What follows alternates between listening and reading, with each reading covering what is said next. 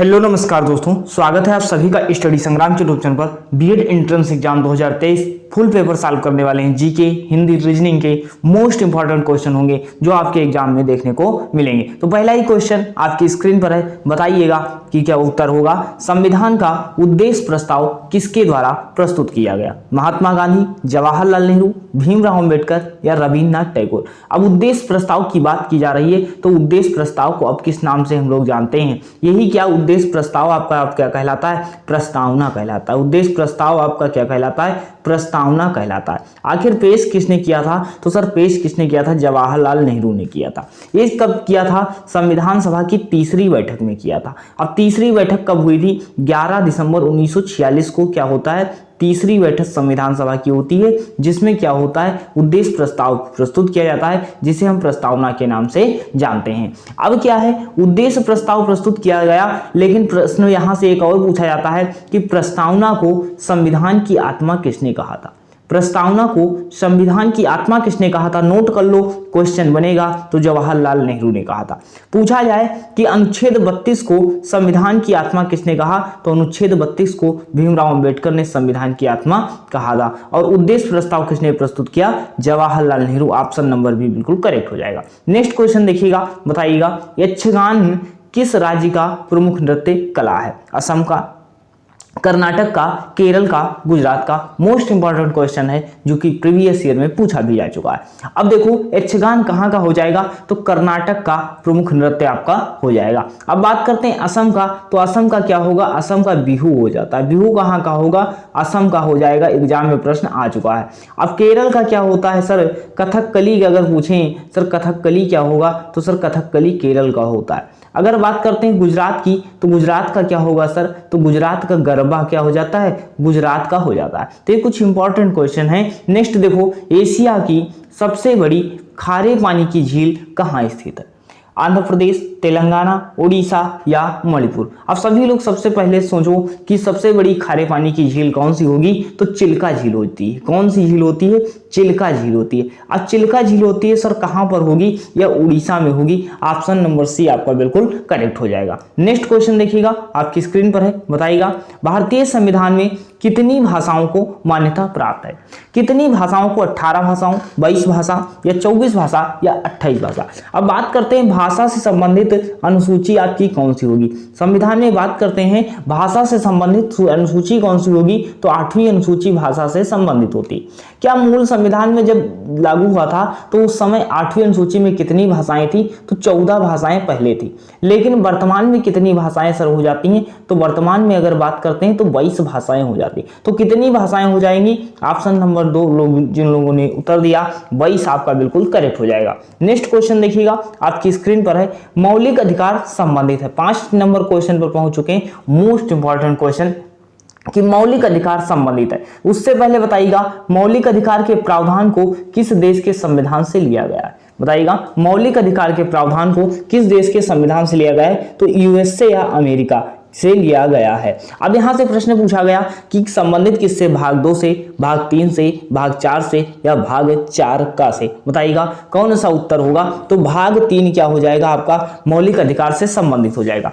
पूछा जाता है किस अनुच्छेद से लेकर के किस अनुच्छेद तक मौलिक अधिकार है? तो अनुच्छेद 12 से 35 क्या हो जाता है सर? मौलिक अधिकार हो जाता है। अगर भाग 2 की बात करते हैं किससे संबंधित हो जाएगा? नागरिकता से। भाग 2 आपका संबंधित होता है, नागरिकता से संबंधित होता है। अगर भाग 2 की बात करते हैं तो नागरिकता से संबंधित आपका हो जाता है। नेक्स्ट जैसे देख लो 36 से 51 क्या होता है? नीति निर्देशक तत्व होते हैं। 4 का क्या होता है? मौलिक कर्तव्य होता है। नेक्स्ट क्वेश्चन देखो, आपकी स्क्रीन पर है, देवधर ट्रॉफी का संबंध किससे है? देवधर ट्रॉफी किससे संबंधित होगी?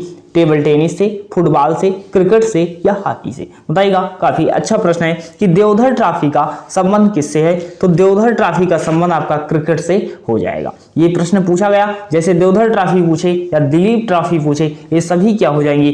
क्रिकेट से आपकी संबंधित हो जाएंगे। नेक्स्ट क्वेश्चन देखो, भारत का पहला परमाणु रिएक्टर कौन है? भारत का पहला परमाणु रिएक्टर कौन होगा? लक्ष्मी होगा, इंदिरा होगा, अप्सरा होगा या गंगोत्री होगा? बताइएगा, काफी अच्छा प्रश्न। तो अप्सरा आपका क्या हो जाता है? भारत का पहला परमाणु रिएक्टर हो जाता है। चैनल पर नए हैं सब्सक्राइब कर लीजिएगा, प्लेलिस्ट में जाकर के आप तैयारी कर सकते हैं। मॉन्ट्रियल प्रोटोकॉल का संबंध किससे है? ओजोन परत के संरक्षण से, पर्यावरण प्रदूषण से, कार्बन उत्सर्जन से, इनमें से कोई नहीं। बताइएगा मॉन्ट्रियल प्रोटोकॉल का संबंध किससे है? तो मॉन्ट्रियल प्रोटोकॉल का संबंध आपका हो जाएगा ओजोन परत के संरक्षण से। ओजोन परत के संरक्षण से क्या हो जाएगा? मॉन्ट्रियल प्रोटोकॉल का संबंध हो जाएगा। पूछे ओजोन दिवस कब मनाया जाता है? तो 16 सितंबर को आपका क्या मनाया जाता है? ओजोन दिवस आपका 16 सितंबर को मनाया जाता है। नेक्स्ट क्वेश्चन, ओजोन परत किस मंडल में पाई जाती है? तो समताप मंडल में पाई जाती है। नेक्स्ट क्वेश्चन देखो, एगमार्क का अर्थ क्या है? एगमार्क का अर्थ पूछा जा रहा है, क्या होगा? पर्यावरण संरक्षण चिन्ह है, मिट्टी निर्मित पात्रों का चिन्ह है, खाद्य एवं बीजों का प्रमाणन चिन्ह है, खाद्य पदार्थों का प्रमाणन चिन्ह है। अब यहाँ पर कुछ लोग खाद्य एवं बीजों को लगाएंगे तो वह गलत हो जाएंगे, इसलिए आखिर सही क्या होगा? तो खाद्य पदार्थों पर जो प्रमाणन चिन्ह दिया जाता है क्या होता है? एगमार्क का अर्थ होता है। नेक्स्ट क्वेश्चन देखो आपकी स्क्रीन पर, बताइएगा 10 नंबर, भारतीय संविधान कब अपनाया गया?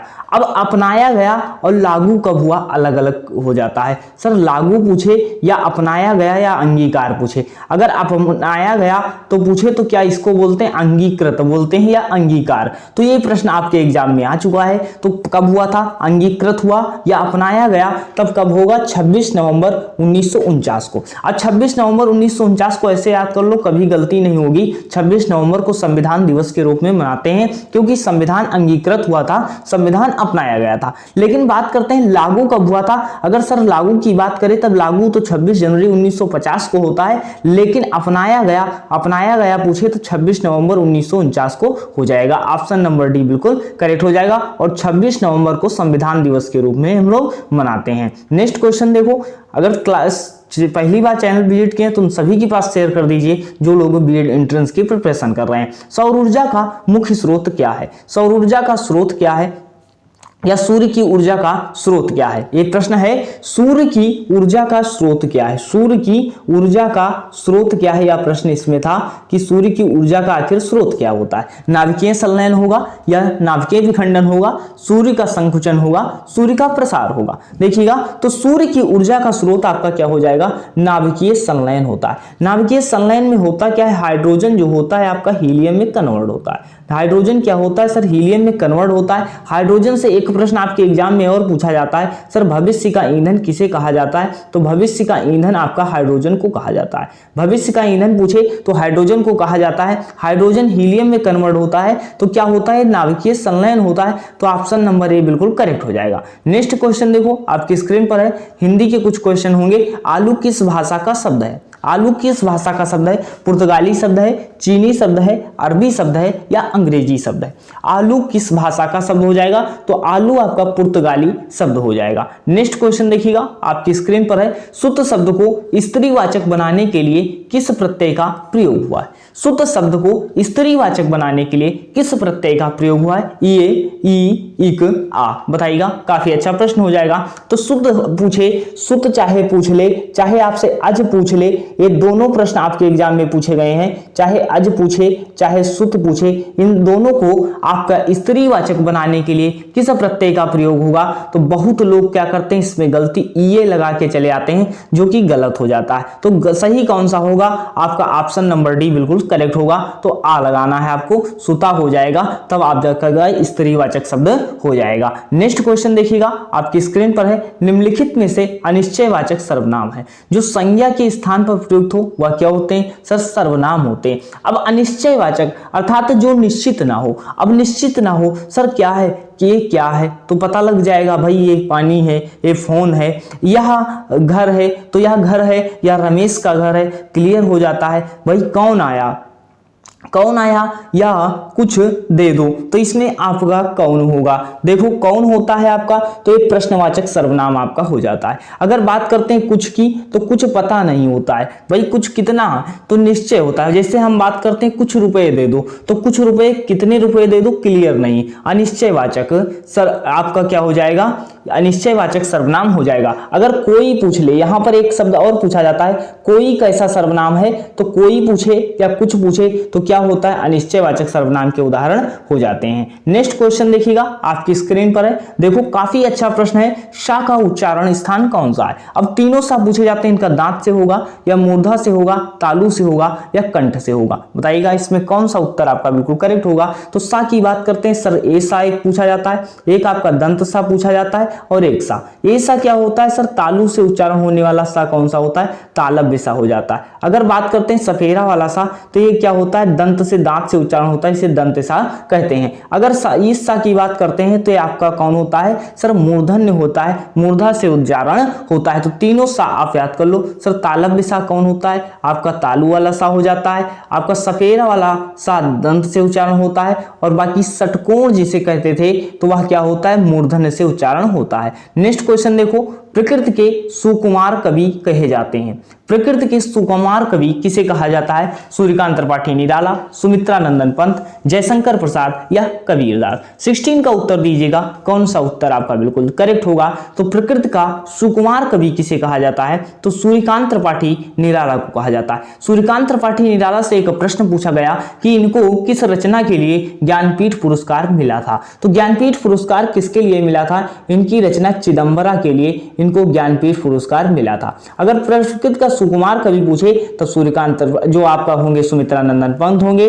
सुमित्रा नंदन पंत से पूछे किस रचना के लिए मिला ज्ञानपीठ पुरस्कार, तो चिदंबरा के लिए ज्ञानपीठ पुरस्कार मिला था। नेक्स्ट क्वेश्चन देखो, उज्ज्वल पद में संधि है। संधि पूछा गया है कि उज्ज्वल पद में संधि है। संधि कितने प्रकार की होती है सर, 3 प्रकार की होती हैं, स्वर संधि, व्यंजन संधि और विसर्ग संधि। अब देखो उज्ज्वल, सबसे अच्छा प्रश्न यहां से देखो पूछा जाता है कि शुद्ध शब्द बताओ उज्ज्वल का, तो देखो ये शुद्ध लिखा हुआ है, शुद्ध शब्द उज्ज्वल लिखा हुआ है, दोनों इसमें क्या होते हैं आपके आधे होते हैं, तो क्या होता है उज्ज्वल या शुद्ध शब्द हो जाता है। लेकिन उज्ज्वल में सर संधि क्या होगी, तो इसका शब्द जब विच्छेद करेंगे तो उत धन ज्वल बनता है। क्या बनता है, उत धन ज्वल बनता है। तो जब उत धन ज्वल बनता है तब जाके ताजा में परिवर्तित होता है सर, क्या होता है, व्यंजन संधि का उदाहरण हो जाता है। क्या होगा, व्यंजन संधि का उदाहरण आपका उज्ज्वल हो जाता है। नेक्स्ट देखो, चक्रधर शब्द कैसा शब्द है।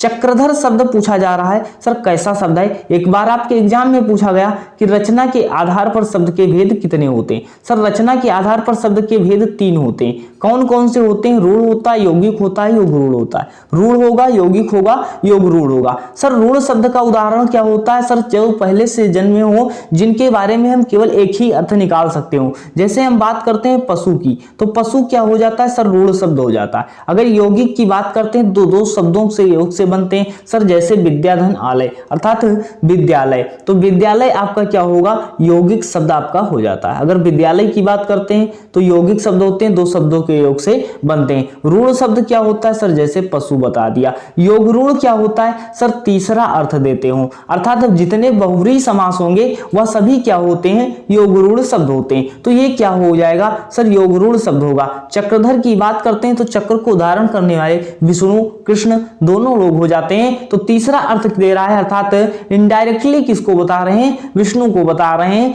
तो आपका क्या हो जाएगा, योग रूढ़ समास हो जाएगा। नेक्स्ट देखो, महोत्सव में संधि है। हमने बताया संधि कितने प्रकार की सर, 3 प्रकार की। 2 वर्णों के मेल से जो विकार उत्पन्न होता है क्या कहते हैं, संधि कहते हैं। जो जोड़ होगा, मेल होगा, 2 वर्णों का मेल जो होगा वह संधि कहलाता है, ना कि शब्दों का। शब्दों का मेल अगर पूछे तब समास होता है, वर्णों का मेल पूछे तब आपका क्या होता है सर, संधि होता है। अब यहां से देखो महोत्सव में संधि क्या होगी, तो इसका संधि विच्छेद कर लो तो कितना होगा सर, महाधन उत्सव। अगर बात करते हैं यहां से ऐसे भी प्रश्न पूछा जा सकता है कि महोत्सव का संधि विच्छेद बताओ, विच्छेद करके बताओ, तो महाधन उत्सव होता है। तो यहाँ पे महोत्सव तब जाके क्या बनता है, महोत्सव बनता है। और हमने ट्रिक भी बता रखी है, कहीं भी ए ओ अर आ जाए तो क्या होता है सर, आपका गुण संधि का उदाहरण होता है। क्या होता है, गुण संधि का उदाहरण होता है। और गुण संधि किसका उदाहरण है सर, गुण संधि स्वर संधि का उदाहरण होता है। गुण संधि किस संधि का उदाहरण होता है, स्वर संधि का उदाहरण होता है।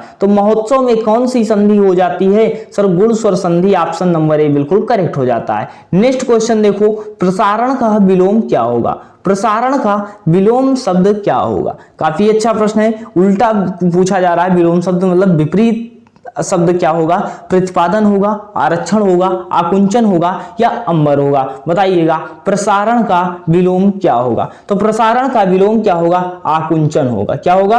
आकुंचन आपका प्रसारण का विलोम हो जाता है। नेक्स्ट क्वेश्चन देखो, निम्नलिखित में से अलग कौन है? निम्नलिखित में से अलग कौन है? पनीर, मक्खन, दूध, दही। पनीर, मक्खन, दूध, दही, आखिर इसमें अलग कौन सा हो जाएगा? तो देख लो, पनीर, मक्खन, दही ये सभी क्या होते हैं सर?